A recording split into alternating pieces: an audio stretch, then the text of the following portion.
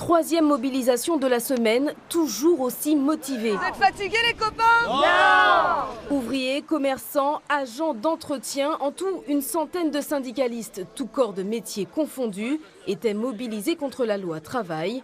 Un petit groupe d'étudiants s'est même greffé au mouvement.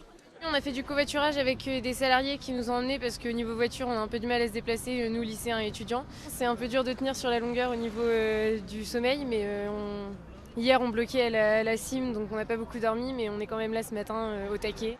Solidarité, c'est le mot d'ordre pour tenir dans la durée. Dans les rangs de la manifestation, les initiatives se multiplient. Ici, des syndicalistes font appel à la générosité des usagers. On fait aussi une caisse de solidarité pour les grévistes qui sont déjà en grève depuis à peu près 2 mois. On va dire on est à 50-50. Il y a une seule personne sur 2 qui donne à peu près, donc c'est très bien. Je dirais presque même 70% comme l'opinion publique, quoi. Une opinion publique qu'ils souhaitent à tout prix rallier à leur cause.